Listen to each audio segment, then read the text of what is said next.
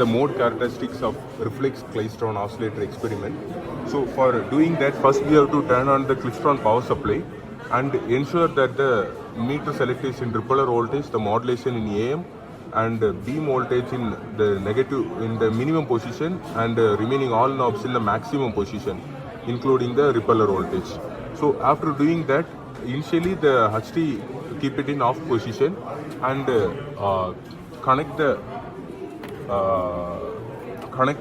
output using the BNC cable to the oscilloscope. After doing that, turn on the HT. So after turning on the HT, we would be getting a straight line in the oscilloscope. Keep reducing the repeller voltage until we get the square wave.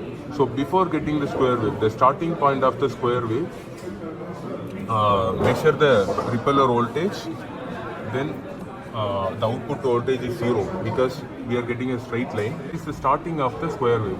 So reduce the repeller voltage. So when we get the maximum amplitude of the square wave, so this is the maximum amplitude of the square wave. Measure the voltage by taking the divisions in the oscilloscope, multiplying with the division we have set in the knob, 0.2 volt, and measure the frequency in the frequency meter. When we keep rotating it, we will be getting a blip.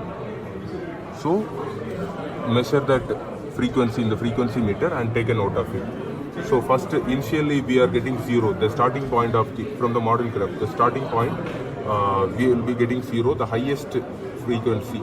And again, when we keep reducing the repeller voltage, the square wave disappears, and take a note of that also.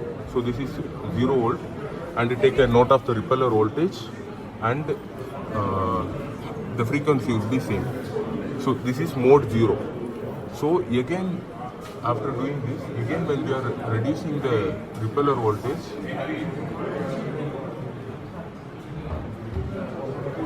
again we will be getting a square wave. So before getting the square wave, take the starting point of the square wave and note it down, the repeller voltage.